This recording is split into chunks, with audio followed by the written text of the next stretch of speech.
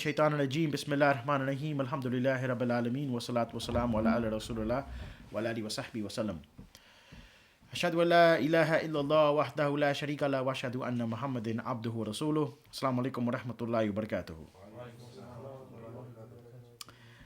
This is going to be inshallah our last session on discussing the subject matter of Tawheed Ar-Ruboobiyah. I'm not going to review what we've already discussed, but what we have understood and what we have to understand is Tawheed Ar-Ruboobiyah is in relation to our knowledge of Allah, of what is Allah, who is Allah. Who is Allah is more in relation to His names and His attributes, which is another topic called Tawheed al-Asma Sifat, which we're going to begin next week. But knowledge of Allah, knowing about His functions and His names and His attributes, is all in relation to the Zat of Allah. What is Allah's wajal?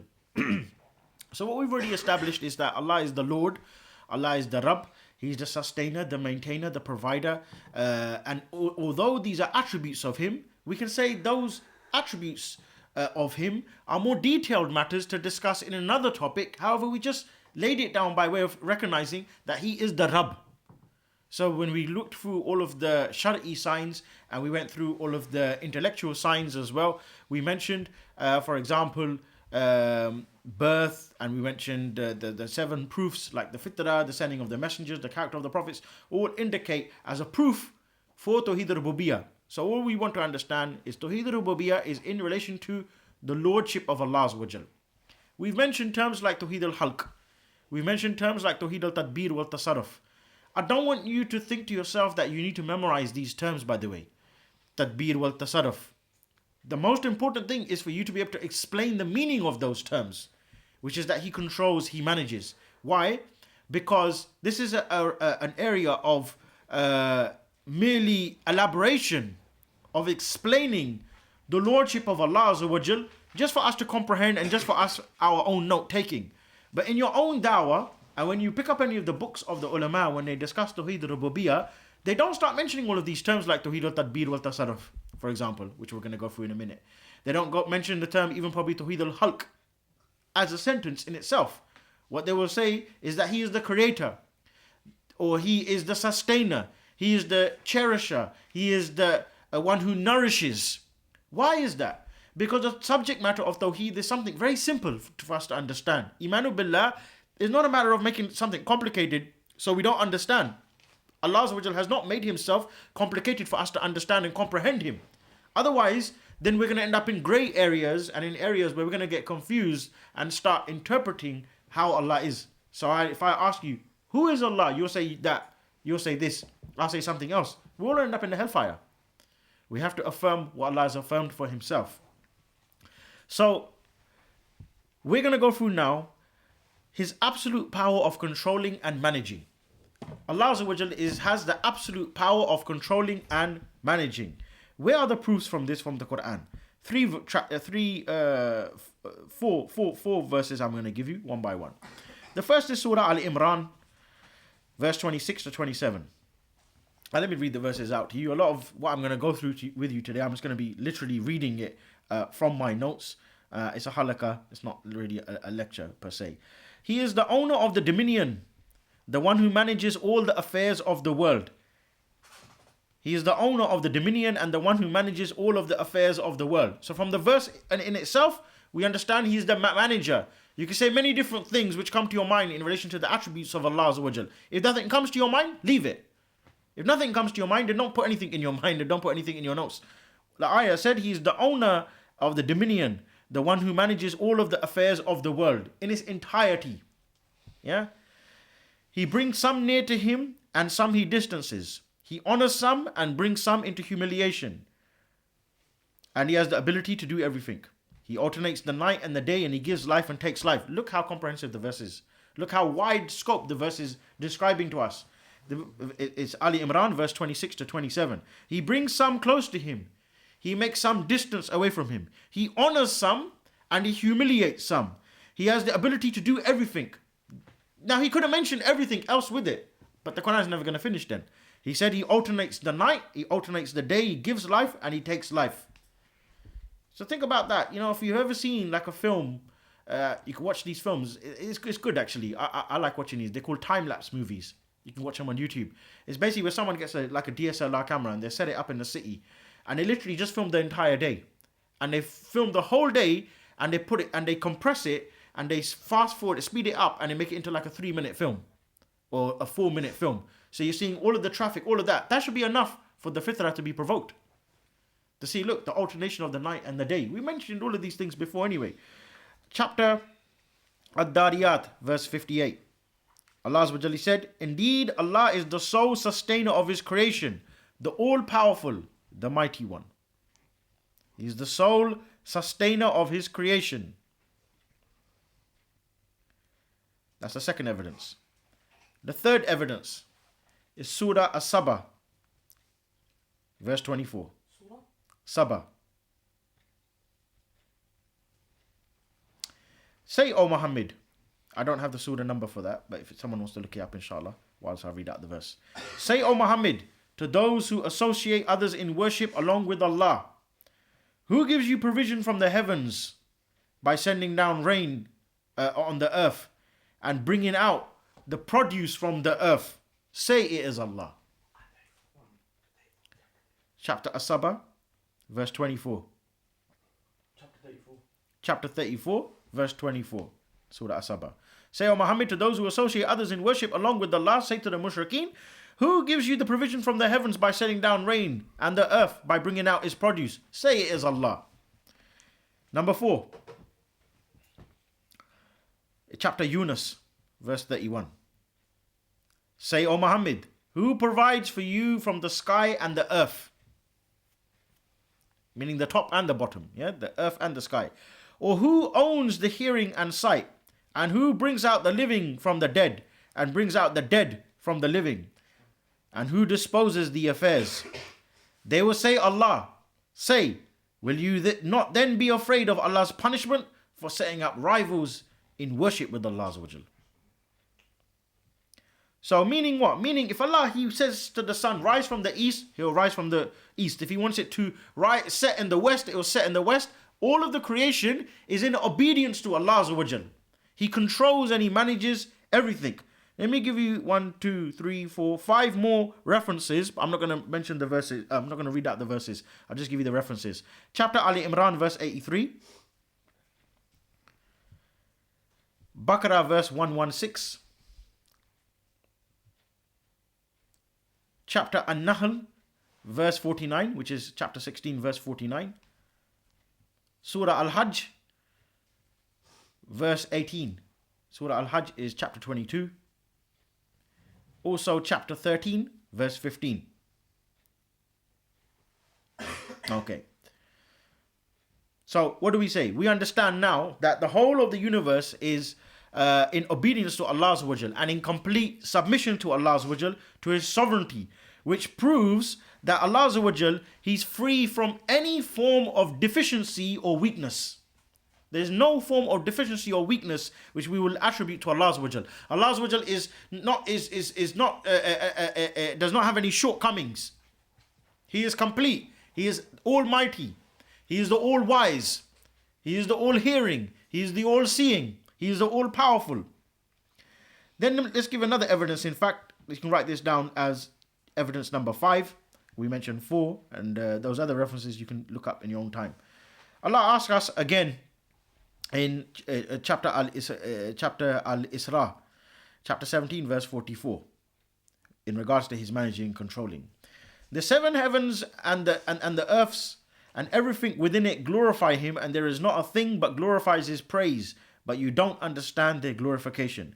Meaning all of the creation, whether it be silent, whether it be living, whether it be inanimate, are all in complete subservience to the universal commandments of Allah Azza wa Jal. And that is massive. Just to comprehend, you won't be able to. Like we mentioned one verse last week, I think it was, where Allah Azza wa Jal says, look to the sky, look to the creation, and then look again, and your eyesight will return back to you and you'll gain nothing but tiredness. No matter how much you try to comprehend, there's nothing that you'll be able to understand. Okay, let's look to now a statement from Shaykh al-Islam Ibn Taymiyyah. And this is in Majmu'ah al-Fatawa, volume 10, page 200. This is a nice statement which I chose for you.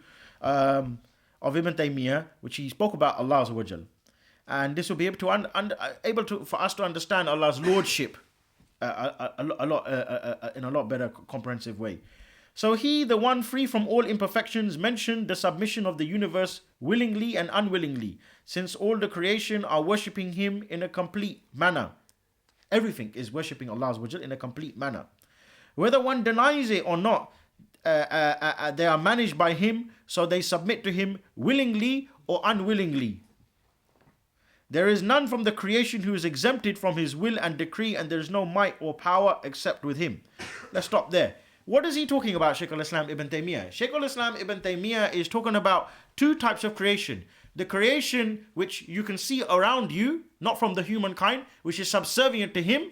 They are doing their submission willingly. And from the humankind, which either they will do it willingly or unwillingly, they are submitting to him. Not in the Shari'i sense that they're bowing down, they're prostrating and they're doing the acts of worship, but they still have to rely upon him as the manager, as the controller, as the sustainer. So I chose this statement for you so you can understand the term. What do we mean by controlling and managing? Meaning everything in the universe is in subservience to Allah Azza wa Jal. Whether you like it or not. Whether you believe it's doing it willingly or unwillingly, it is there. Allah Azza wa Jal, he affirms this. Then he goes on to say, he is the Lord of all of them and their originator, and the one who shapes, and everything besides him falls under his lordship upon a natural disposition. What's the natural disposition? The fitrah. Yeah?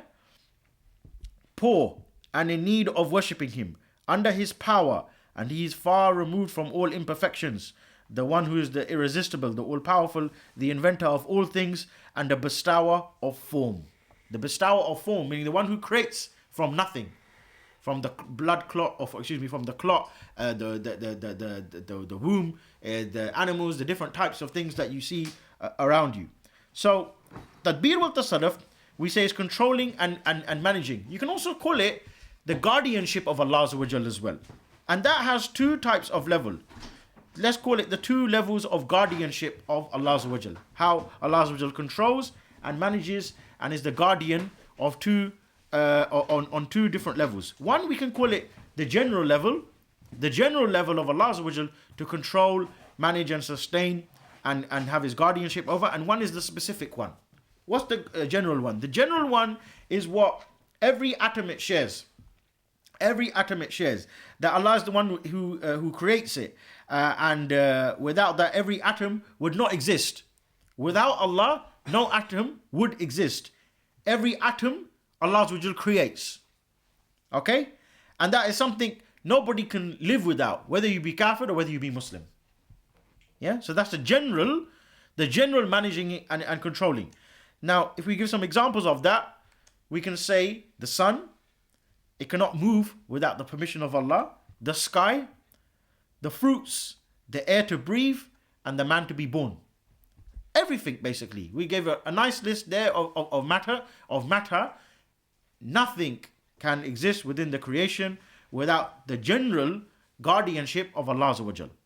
If Allah doesn't want something to grow, nothing will grow. If Allah wants something to grow, it will grow.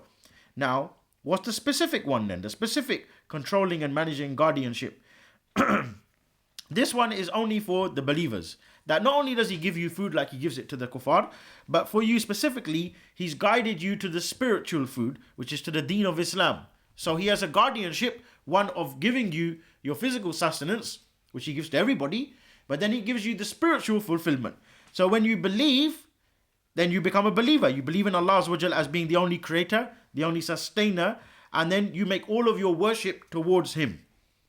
So you understand now, general and specific. General one is what every atom it shares, and specific one is specifically he's guided you to the deen of Islam. You didn't guide yourself. None of us guided ourselves to the deen of Islam. Allah Azza wa Jal, he sparked the hidayah inside our heart. We began to practice, or we reverted, as we say, or converted. Revert is a better word. Why? Because we mentioned this last week. We already declared after we were brought out from the loins of Adam alayhi salam, when Allah said, am I not your Lord? We said, Qalu Billah. We said, indeed. So that is our fitrah. Allah has caused us to forget that fitrah, However, Allah has allowed certain things to provoke that fitrah. To say, wait a minute, you're right. It's not something new that you're discovering. It's something new that you are discovering, but it's something you already testified to. Let's look then to the intellectual proofs. I don't want to use the word intellectual, but I'm a bit forced to use it because that's what's written inside the books of the scholars. The intellectual proofs for Tawheed Al-Tadbir wa Tasarruf. This is via the Quran. When I say intellectual, I don't mean rational. There's a big difference between that. Rational is meaning from your own brain, you think of your own ideas, and there's no proof for it. Intellectual meaning that there's ayah there, which is there to make your intellect be provoked. To make your intellect shake a little bit. To make it think, hold on a minute, I thought I had it all figured out. I had my own ideas, when in fact, you didn't know nothing. And we're going to mention 2 points here. And that will finish basically the whole topic of the Tadbir wa Tasarruf for this, or this point of Tawheed Ar-Ruboobiyah. The one is called the clouds. And the second one is called air and life. We're going to look first at the clouds. It's very quick, very, very brief, this whole subject. Okay, the first is the clouds. Okay, the ayah for this is Surah Waqiyah, Al-Waqiyah, verse 63 to 70. This is a beautiful verse, honestly. Allah Subhanahu wa Ta'ala says, tell me, the seed that you sow in the ground, is it you that make it grow? Or are we the grower? Just to stop and think about and ponder upon that. The seed which goes in the ground, what did you do to it? What did you do to it? You put the water in it. Then you made it grow. No. Were it our will, we would crumble it to dry pieces, and you would be regretful or left in wonderment, saying, we are indeed ruined or lost the money without any profit, or punished by the loss of all that we've spent on cultivation. Or we are deprived. Allah then says, tell me, the water that you drink, is it you that cause it from the rain and the clouds to come down? Or are we the causer of it to come down? If we willed, we verily could make it the salt. Allah mentions the salt, undrinkable. Would you then not give thanks to Allah Azza wa Jal? What is Allah Azza wa Jal talking about here? Why is the word salt being mentioned? What's salt got to do with water? It's everything in relation to clouds. We're just going to mention the issue of clouds. What is a cloud? It sounds like a question which, I'm trying to undermine your intelligence. Like, I know what a cloud is. A cloud is a big thing up in there in the sky. A cloud is, in fact, a water that drifts through the air. This is good for your dawah. You can speak to people about this. A cloud is water that drifts through the air. If it's present in a large quantity, if that water is in a large quantity, it would lead to the formation of huge rivers, yeah, from which we drink and we can irrigate the lands. It can create? Yeah? It can create? We can drink and we can irrigate the lands, like as in, manage the lands and feed the crops, give them water basically. Yeah. So a cloud is water that drifts through the air. Now, that's what science it says. Yeah, science says that's what's a cloud. What does Allah say though? Allah then says in chapter Az-Zumar, chapter 39, verse 21. Az-Zumar, chapter 39, verse 21. 21, yeah. 39, verse 21. Do you not see that Allah sends down rain from the sky and makes it flow as spring and rivers in the earth? Then He produces thereby crops of varying colors. Then they dry and you see them turn yellow. Then He makes them scatter debris, like dust. Indeed, in that is a reminder for those who have understanding. So how do the clouds they form? Yeah, Allah already told us that He sends down rain from the sky. Yeah, so would it just fall down from the sky? What is the cause? How does the rain come down from the sky? How do the clouds first of all form? Allah Azza wa Jal, He causes ocean water to evaporate due to the heat of the sun. And then that evaporation, if you've ever seen like one of these BBC documentaries where you see like a mountain, like in Kashmir or something, you see like this mist around it. It looks like fog, isn't it? Yeah, that's the vapor from the water. Yeah, and in that water in the ground is salt, what Allah Azza wa Jal, He does is He causes the vapor from that water, when the sun hits it, that vapor to rise up. Yeah? But it doesn't pass the earth's atmosphere. There's a reason for that. We're going to come to that now. And that vapor, when it rises a certain level, it stays within that particular level. It doesn't go beyond that. It stays confined within that. From that vapor, Allah Azza wa Jal, He causes rain to come down from the cloud. So that becomes like a cloud. That we can say is a systematic method which Allah Azza wa Jal, He employs to make the ocean water turn into rain. So you got water in the sea already, or next to the mountains, for example, and the vapor is rising up, becomes a cloud, and then the rain, it comes down. Now that water vapor is raised via the wind and the sun. Who controls and manages that? Allah Azza wa Jal. And that helps it to raise above the mountains. But look to what Allah Azza wa Jal mentioned and what science proves. That Allah said He doesn't raise with the vapor the salt. Otherwise it's undrinkable. Yeah? So the salt doesn't rise even though the salt is mixed with it. And there's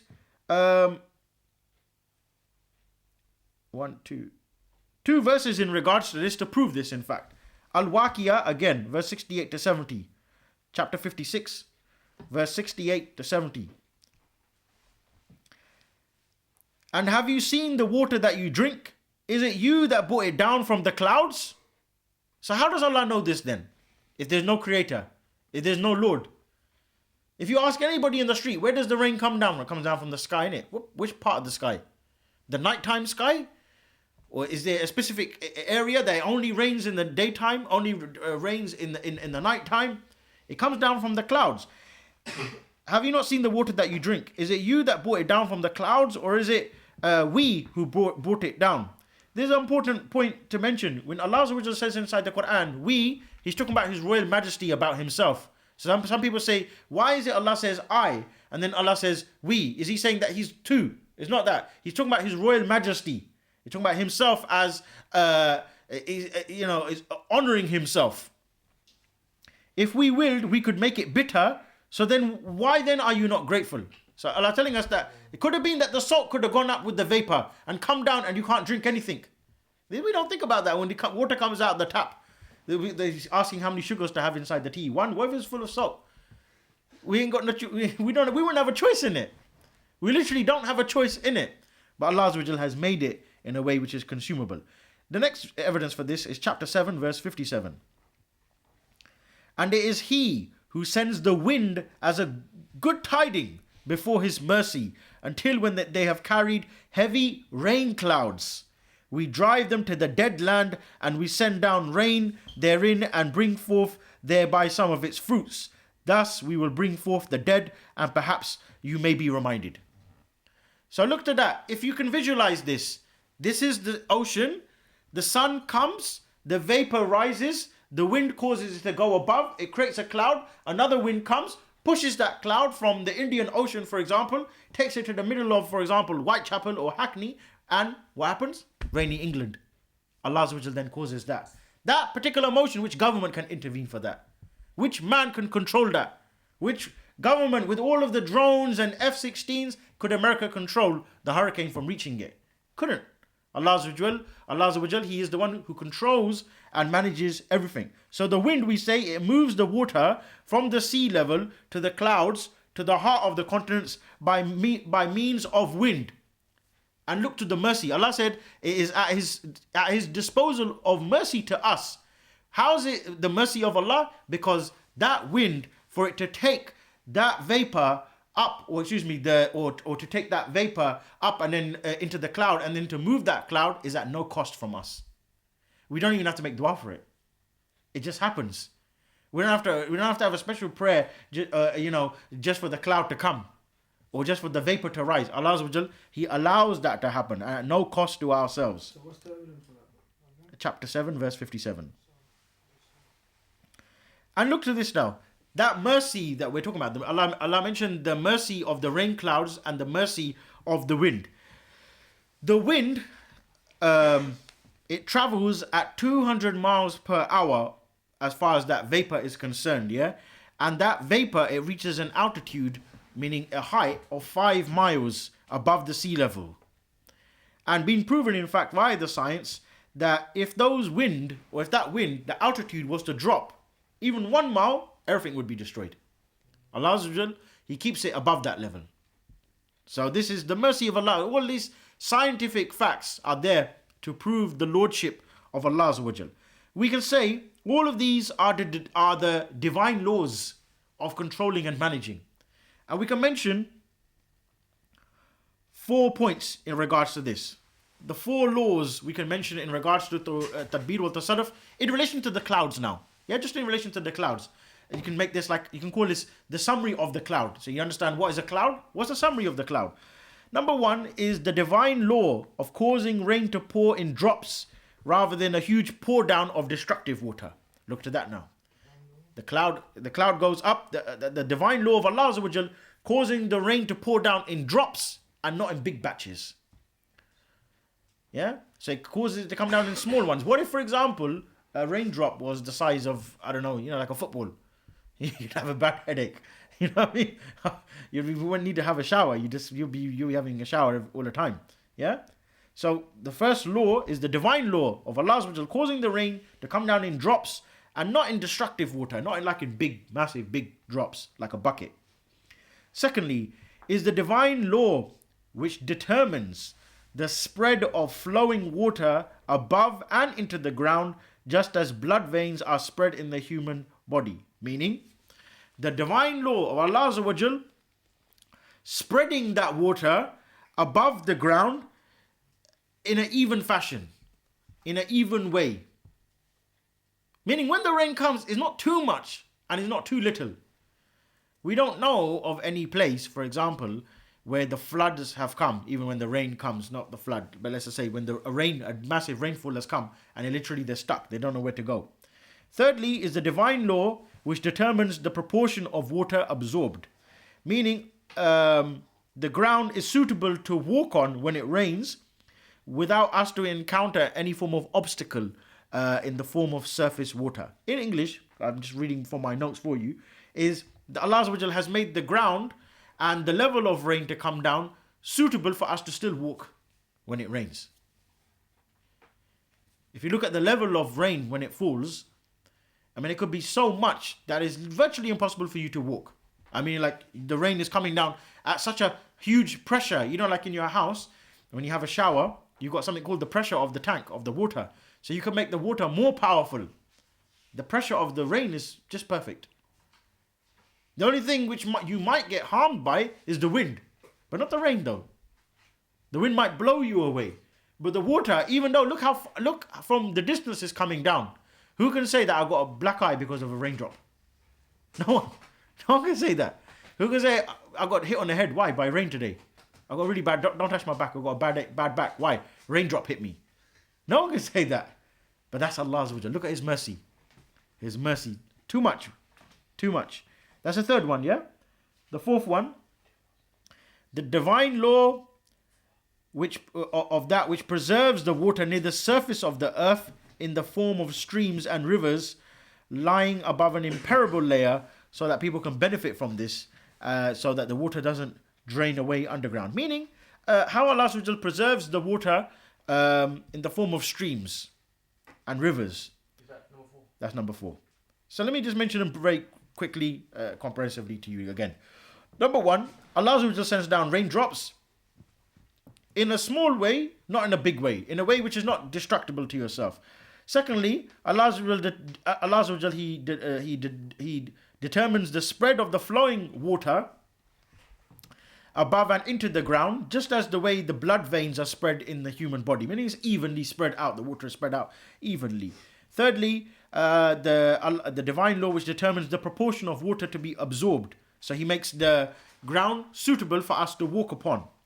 Fourthly, is the divine law of Allah Azza wa Jal allowing us to have streams, rivers, quarries from which we can benefit from.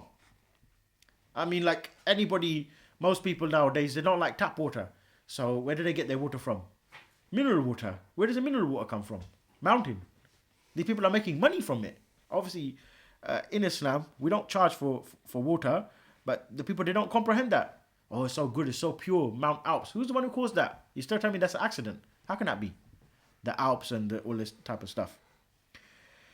There's an ayah which we can think about in relation to all of this, which is chapter Al-Mulk, chapter 67, verse 30.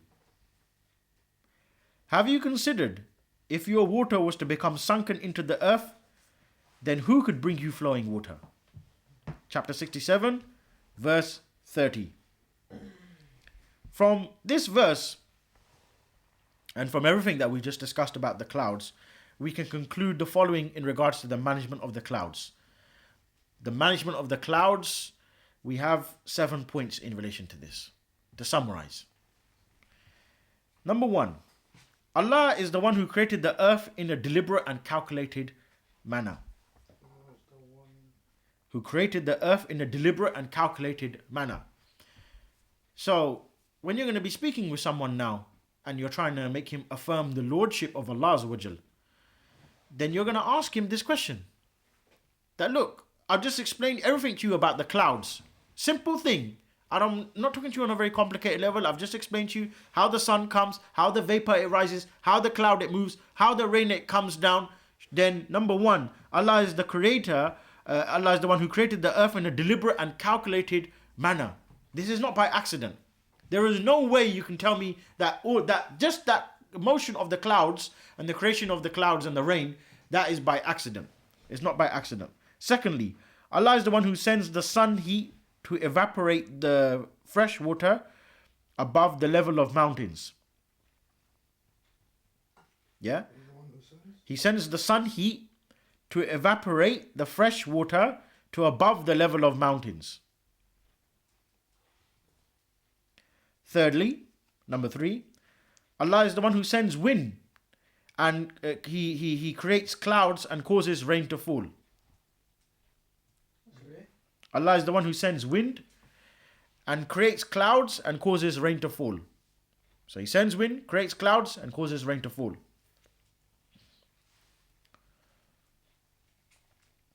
Number 4, Allah is the one who causes rivers to flow and springs to gush out. He causes rivers to flow and springs to gush out, and he stores water and he protects it from being lost in the depths of the earth. Yeah? So Allah is the one who causes rivers and springs, and he stores that water for us, and he protects that water from being lost in the earth. So imagine if all the water just went straight in the earth. Number 5. If you're happy for me to go to number 5. Yeah? Allah is the one who created mankind, animals, vegetation, and he takes charge of feeding them. He takes charge of feeding them. So who can say to themselves, I forgot to feed my grass today? No one. You don't need to worry about that. The grass is going to grow and you're going to end up with a headache because you have to get someone to cut it, like jinder, or you cut it yourself. Yeah? Allah is the one who creates mankind, animals and vegetation and takes charge of feeding them.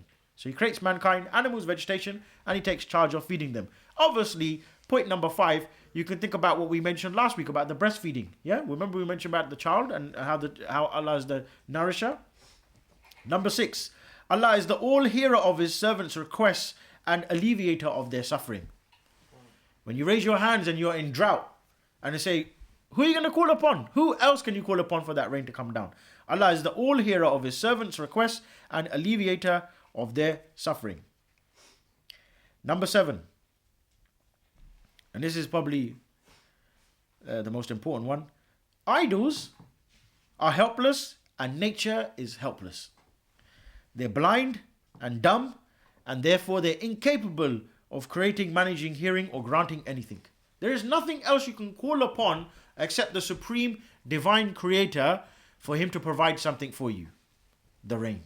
No one else can provide that for you. Okay. The second proof then, if you want me to repeat any of that, feel free to ask me. 6, please. 6. Allah is the all-hearer of his servants' requests and alleviator of their suffering. Number 4 again, okay. Allah is the one who causes rivers to flow and springs to gush out, and he stores water and protects it from being lost in the depths of the earth. So he He causes the rivers to flow, and he protects it from being lost. All of these are ni'mah. The ni'mah which is there for us to be provoked and to think about, who is the creator. It's very strange. People don't discuss these topics, It's something which we should discuss and should ponder over a lot. Okay, so that's a summary of the clouds, yeah? So obviously there's many more. If you get the book, obviously I recommend the book of Tawheed by Al-Firdaus Publications. If you get that, all of this is listed. Everything I've just gone through, it's all mentioned in there in relation to the clouds. There's also been mentioned about what we're going to go through now about air, life. All of this is a very good book. If you go there, good for the iman as well, good for dawah as well. And we can use that as a reference point in our own dawah. So if you want to know, for example, if someone asks you, what's your manual, what book do you use in order to prepare yourself for your dawah stall or to give dawah to the kuffar? You say, I've got the book of Tawheed by Al-Firdaus Publications, and Al-Firdaus is run by Sheikh Abdul Majid, mashallah. So he's a good sheikh. He's a student of Sheikh Abdul Rahman. Okay, air and life.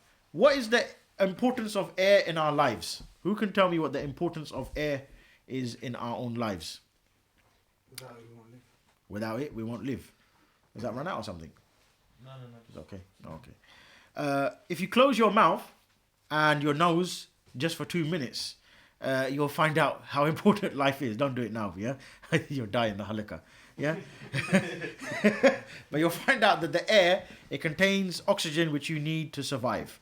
And you'll also realize that without air, everything on the earth will die.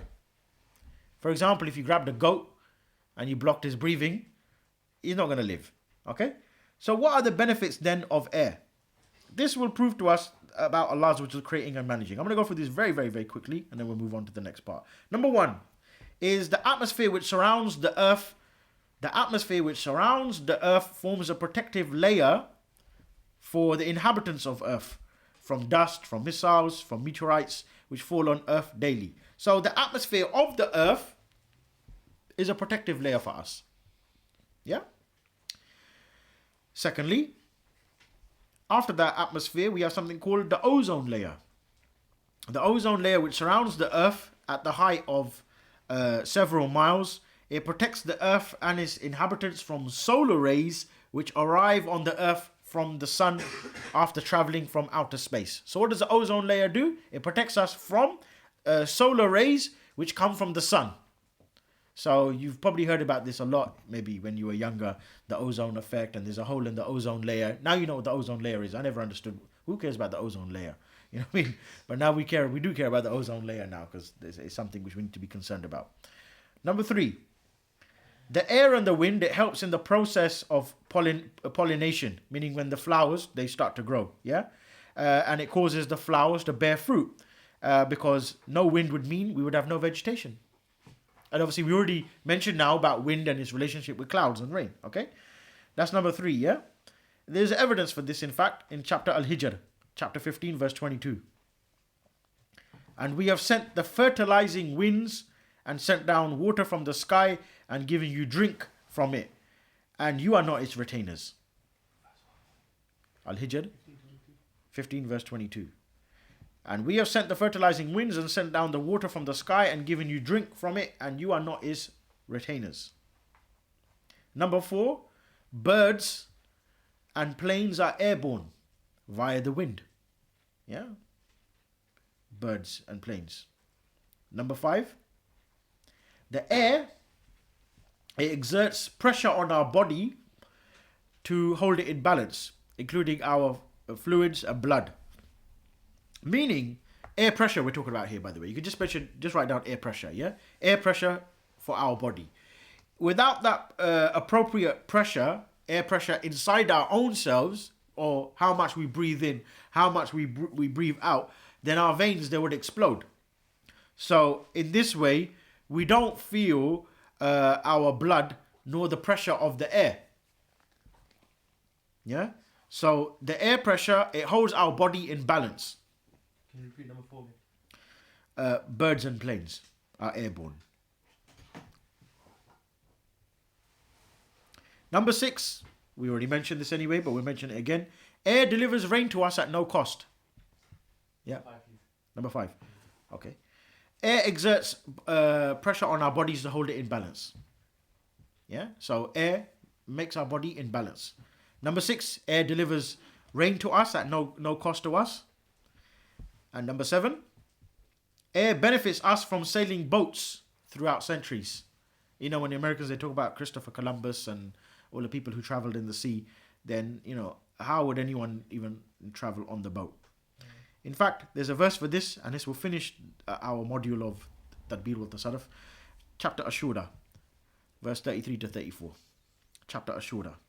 If he willed, he could still the wind, and they would remain motionless on its surface. Indeed, in that are signs for everyone patient and everyone grateful. Ashura, verse 33 to 34. If he willed, he could still the wind, and they would remain motionless on its surface. Indeed, in that are signs for everyone patient and grateful. Can you repeat number 6 again, please? Air delivers rain to us at no cost.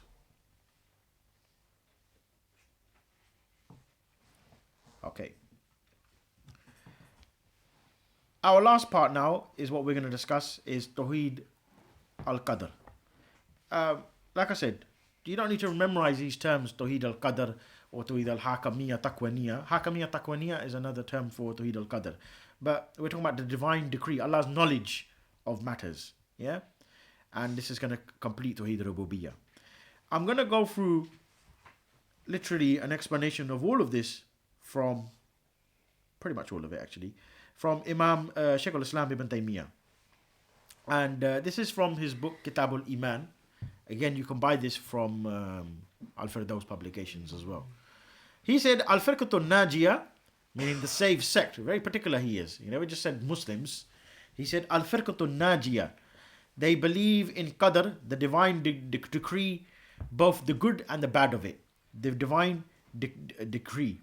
And there are 2 stages of having Iman in Qadr, and each stage has factors. So there's 2 stages of Al-Qadr wal-Qada. Now, what do we mean by Al-Qadr wal-Qada? Because this is one of the pillars of Iman, in fact. When the hadith of Jibreel alayhi salam, when he asked him about the pillars of Iman, he mentioned blah, blah, blah, blah, blah, belief in Allah, the angels, the messengers, and he mentioned the Al-Qadr wal-Qada. So, the first stage, we could say, let's put it like this. Tawheed al-Qadr is the knowledge of Allah. The knowledge of what is going to happen. And whatever has happened, that is known as the Qadr wal Qada, the Qada of Allah Azza wa Jal. What has happened. Tawheed al-Qadr wal Qada. You can also say Iman wal Qadr if you want, or Iman bil Qadr, excuse me. Let's look at the first stage of what Ibn Taymiyyah he mentioned. He said, belief in Qadr has 2 stages. First stage, I'm literally going to regurgitate exactly what he said. Having Iman in the fact that Allah knows the creature. The creature is acting within His eternal knowledge. Repeat that. Having Iman, meaning belief. You have belief. Having Iman in the fact that Allah knows the creature, and the creature is acting within His eternal knowledge. Meaning when you're doing an action, Allah knows you're doing the action. Allah knows that you are going to do the action. And Allah knows what you're going to do next. Allah has the absolute knowledge, basically. Having Iman, you must believe that Allah knows you. Everything about you. Then he said, shall I repeat that? Yeah. Allah, having Iman in the fact that Allah knows the creature. The creature is acting within His eternal knowledge. That doesn't mean the creature is acting within His own eternal knowledge, meaning my own knowledge. The creature is acting within Allah's eternal knowledge. Having Iman in the fact that Allah knows the creature, and the creature is acting within His eternal knowledge.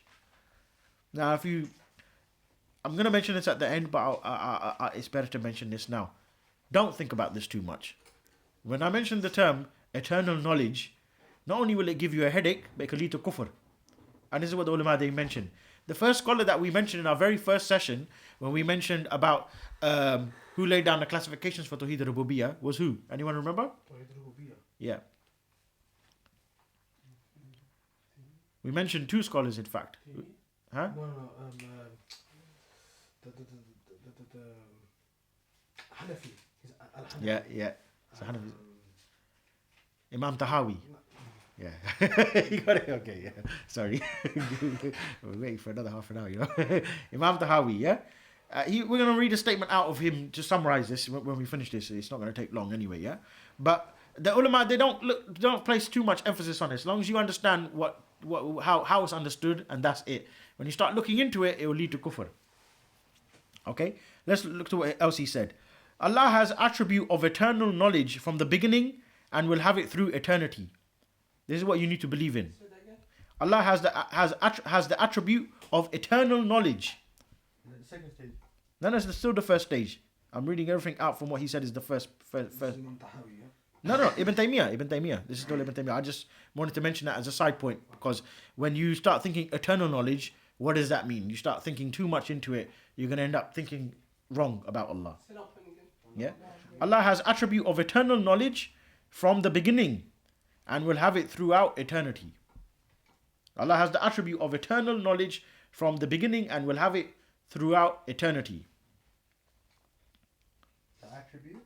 Of eternal knowledge. From the beginning, meaning the beginning of creation, and will have it throughout eternity.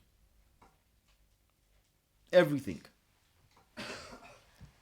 Now, if you want to try to comprehend that, means if, for example, you are Ahl Jannah, Allah knows what you're going to be doing in Jannah as well.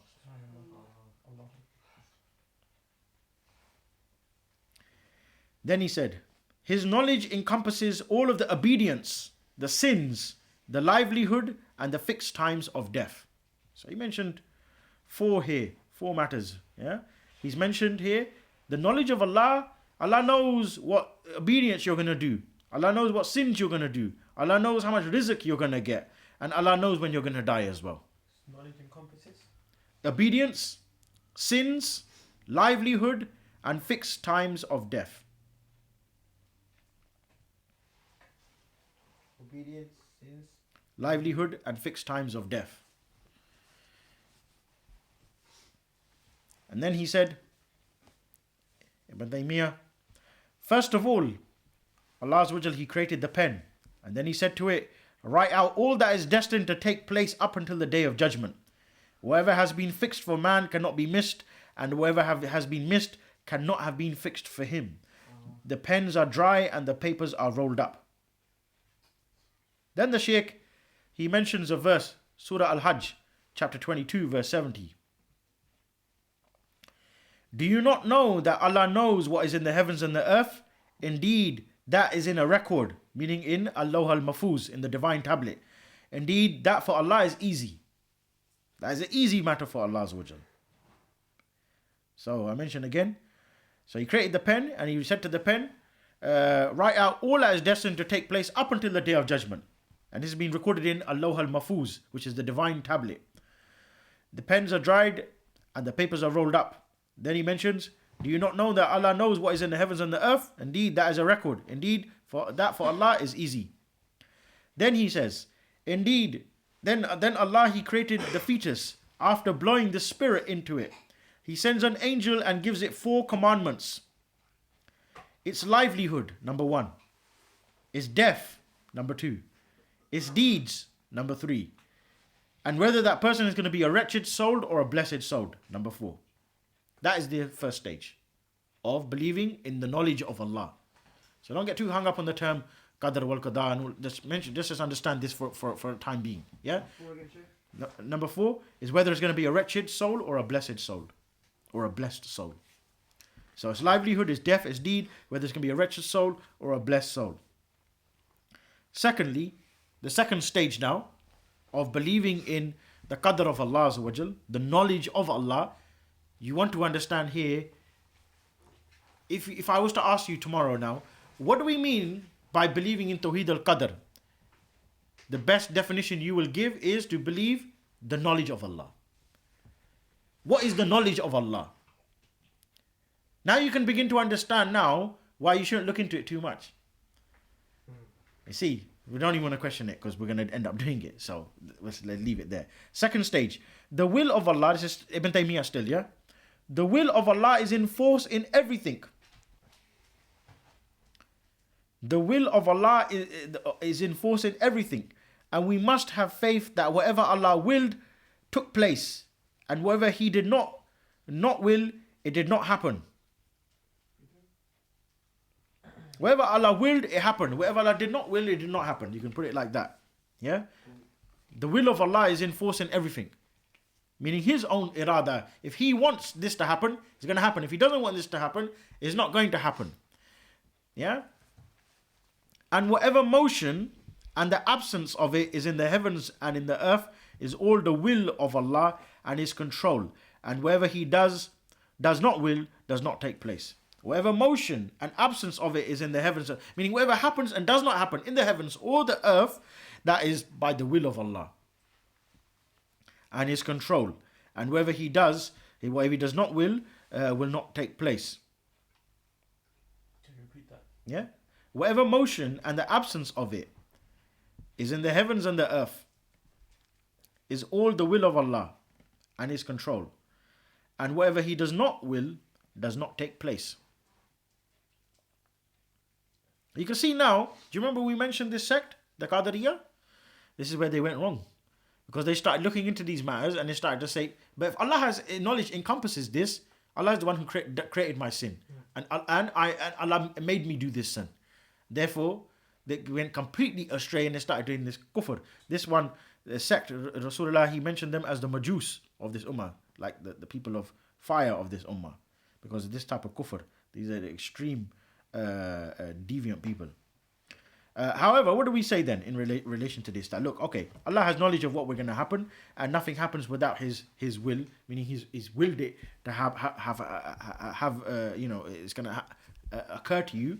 However, we say the slaves, meaning us, we have the real choice.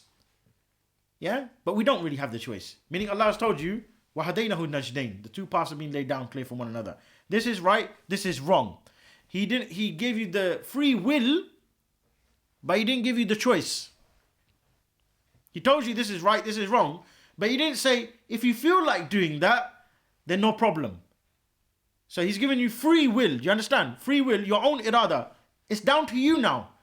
Meaning, you don't come on Yawm al-Qiyamah and say, basically, look, it was the qadr of Allah.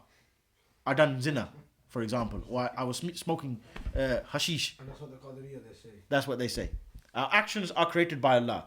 So what are they doing here? Allah has created the action in the sense that He already knows what is going to happen. Yeah? But He never made you do that by anything.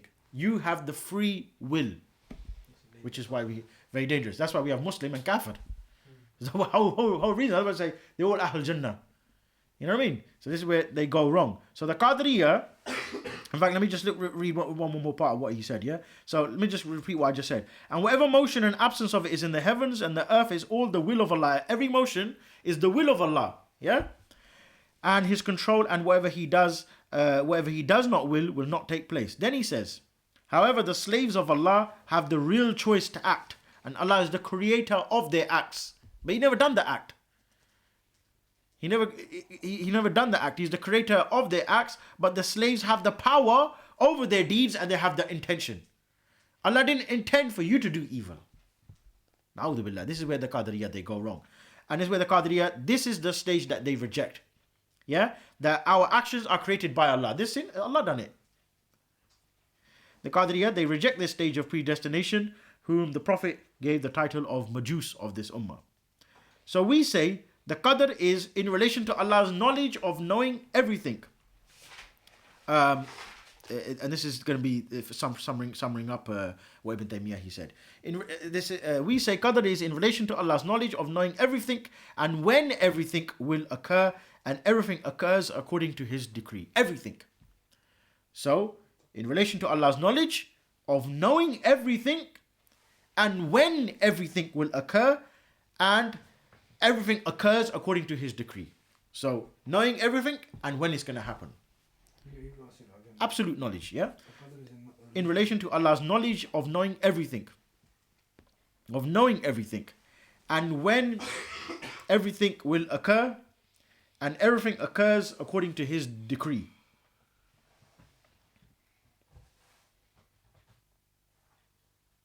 Okay, Almost finished now. Ibn Taymiyyah, then he said, to believe in the qadr is 4 matters. Is it still part of the second stage? No, second stage is finished now. He said these are 2 stages of believing in the qadr of Allah. Now we're going on to, he said to believe in qadr is to believe in 4 matters now. He's mentioned this after this now. Number 1. Again, this is from Kitab al-Iman. Number 1 is the belief in Allah's eternal knowledge, that He knew the actions of His creation before they do them. The belief in Allah's eternal knowledge and that He knew the actions of His creation before they do them.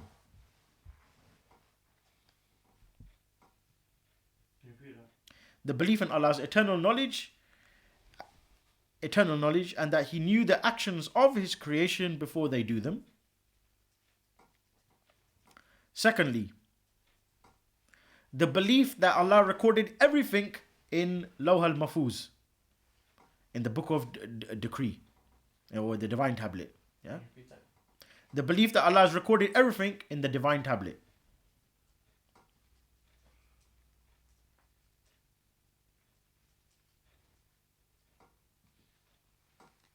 Thirdly, the belief in Allah's accomplished will and His comprehensive ability.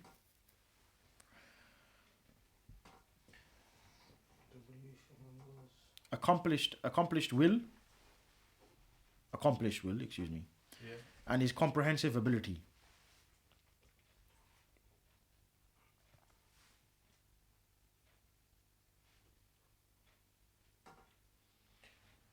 Number 4,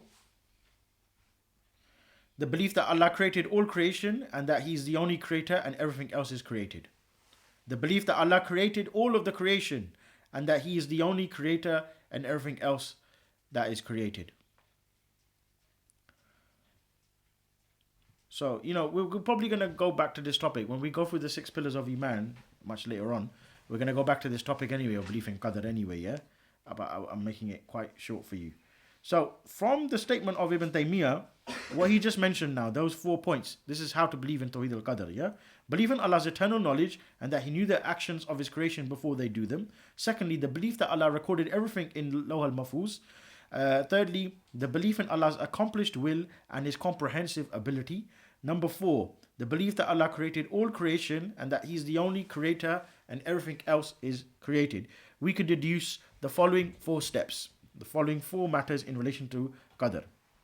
And you don't need to write any of this down, but I'm going to go for it very quickly so we can finish, inshallah. Number 1, knowledge of preordainment that Allah has of everything that His slaves will do of good and evil, obedience and disobedience before we were even created. I'm just summarizing everything that we mentioned. Whether you're going to go to Jannah, whether you're going to go to Jahannam. And it's been mentioned in Jami Ulum wal Hikam of Ibn Rajab al-Hanbali, page 24. Ali ibn Abu Talib, he narrated that one day we were the Prophet ﷺ and we were sitting with a wooden stick in his hand, which he was scratching the ground. Then he raised his head and he said, "There is none of you but has his place assigned either in the fire or the paradise." They said, "O Messenger of Allah, why should we carry on doing good deeds then? Shall we depend on Al-Qadr and give up work?" The Prophet said, "No, but carry on doing good deeds, for everyone will find it easy to do such deeds as will lead him to that for which he has been created." Then he recited the ayah, chapter 92, verse 5 to 10. "As for him who gives in charity and keeps his duty to Allah and fears Him and believes in Al-Husna," meaning the Tawheed or the path of righteousness, "we will make smooth for him the path of ease and goodness." Secondly, the knowledge of preordainment Allah has recorded in Lawh al-Mahfuz, and Ibn Kathir, he quoted Abdurrahman bin Salman as saying that there is nothing which Allah He decreed before and after the Quran which was not recorded in the preserved tablet. This is volume 4, page 497. Also, chapter Al-Baruj mentioned in fact that the Quran is even recorded in the preserved tablet as well. Even the Quran has been preserved in the tablet. Thirdly, we're just summarizing everything, by the way, yes, just in case you think I need to write all this down, is the divine ordainment regarding the womb. Yeah, For example, its sustenance, lifespan, its deeds.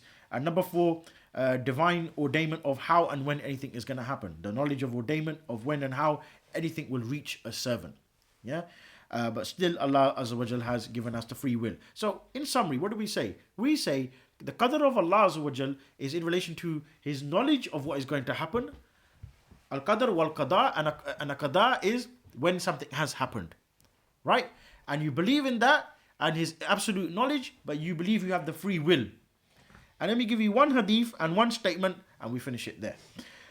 When he was dying, Ubadah ibn Samit, he told his son, it's not hadith, but it's a statement in fact. O son, you will not find the taste of Iman until you know that whatever you receive, you would have never missed it. And whatever you have missed, you have never received it. I heard Allah's messenger say, the first thing which Allah created was the pen. He commanded it to write. The pen said, what should I write? He said, write the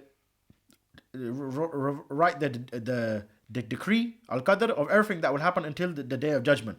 O son, I heard the messenger of Allah say, he who dies not believing in this is not of my people. And Imam Tahawi, he said, the exact nature of al-qadr is Allah's secret from His creation. Neither angel nor prophet has been given knowledge of it.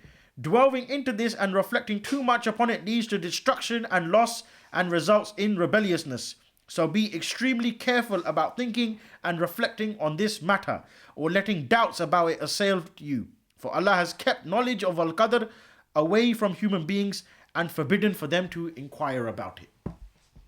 That is our topic, Tawheed Ar-Ruboobiyah. We finished our course now. It took 4 sessions. First time I done this, it took 1 session, hour and a half. But we went into a little bit more detail and tried to understand it comprehensively. So next week, we'll begin Tawheed al-Asma Sifat. What we're going to go through next week, let me just quickly mention the 10 points which we're going to all of our points that we're going to go through, in fact. We're going to go through the divisions of Asma Sifat, the foundations, the Masail, the manhaj of Ahl Sunnah in relation to understanding it, the matters to avoid, the Qawaid of Al-Asma Sifat, the deviant sects in relation to Al-Asma Sifat, how to refute Ahl Bidah, the affirmation of a Zat, or the Zat of who is Allah, and then we're going to study the 112 names and attributes of Allah. When we study the 112 names and attributes of Allah, we'll study them in portions of about 35 to 40 every week, and our aim will be, when we go through the virtues of studying Allah's names and attributes, our aim should be to memorize and act upon all 112 names and attributes, inshallah. Okay, if there's anything good I said, it's all from Allah. Any mistakes, that are all by my own. Wa sallallahu Sayyidina Muhammad wa alihi wa sahbihi wa sallam. Jazakallah khairan. That's the hardest one, isn't it? Yeah.